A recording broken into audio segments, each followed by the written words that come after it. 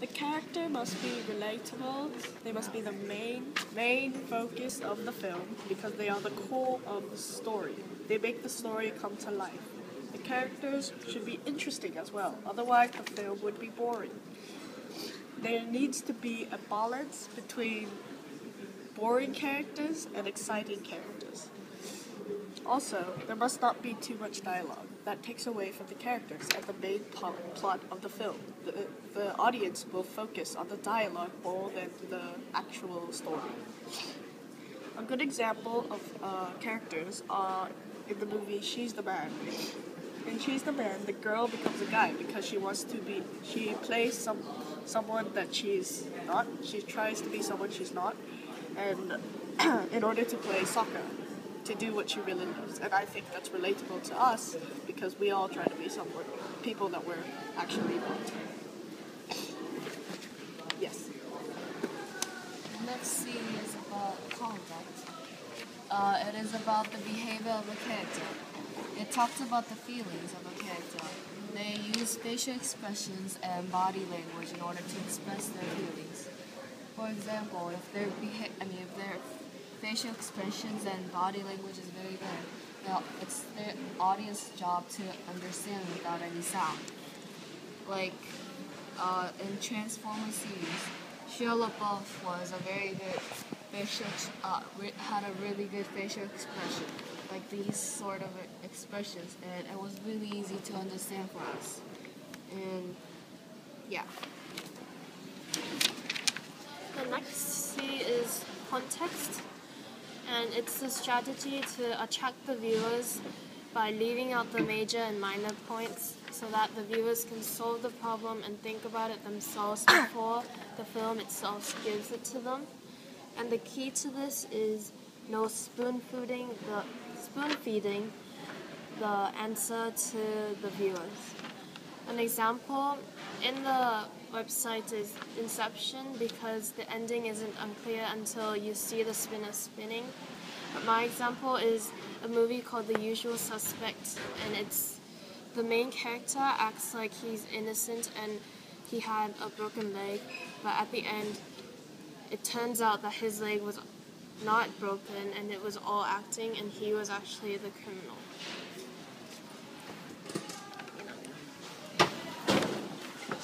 My C is configuration, which is also called the narrative act. It is a cause and effect. Most of the narrative act has a cause and effect, which is a causal chain in which each scene or plot leads to another plot. And a good narrative act is supposed to have a twist, a turn of the story, and it is important to have a narrative act because it is the basic outline and planning of a story. There are 3 types of structure. The first one is circle, in which the first scene and the last scene are the same. The second is straight, in which the story goes in chronological order. And the third is the spiral, in which in the middle, over half of the story is a flashback. The key elements to a narrative plot are listed in this diagram. In the introduction, shows the characters and the settings. Then the rising action shows the different. The conflict introduces what the protagonist is struggling through.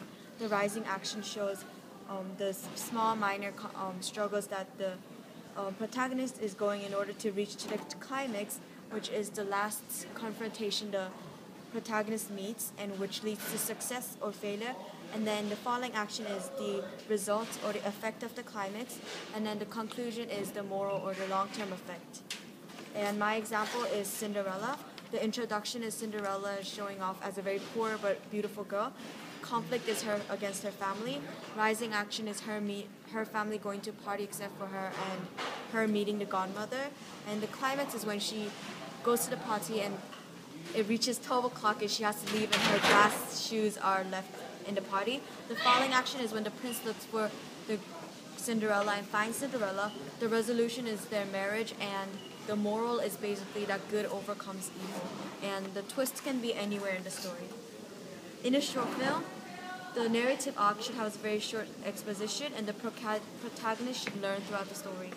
In a documentary, there should be no significant exposition because you're learning throughout the documentary, and there should be a very dramatic climax and resolution.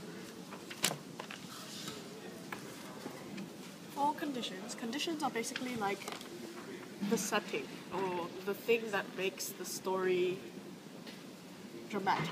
It gives the plot, mood, and feeling. It sets the mood.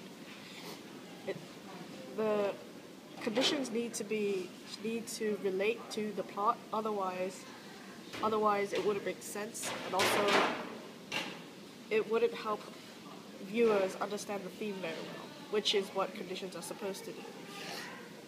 For example, like the movie Batman, the superhero film, Batman is supposed to come off as a person who is mysterious, heroic, cool, but not someone that we see every day because he fights at night.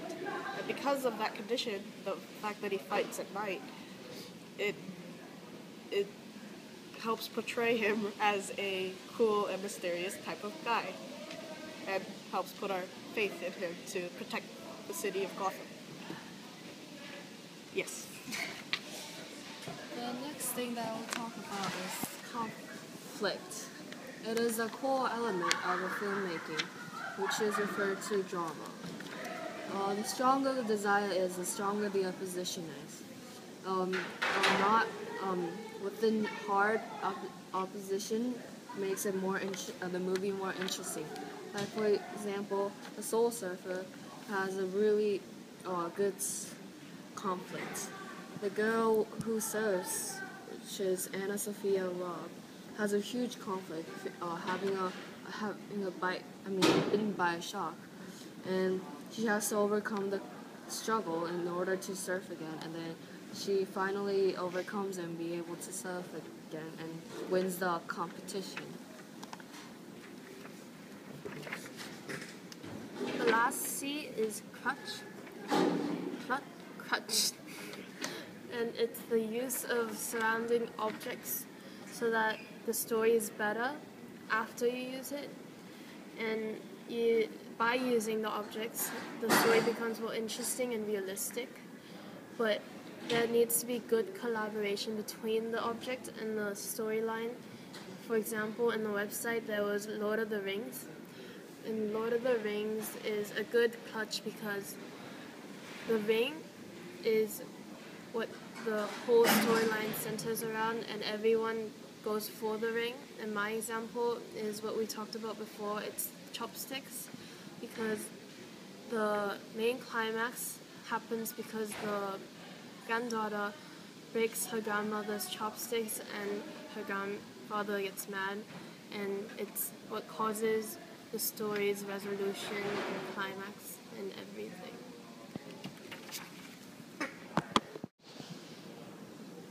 Thank you for listening. Wow!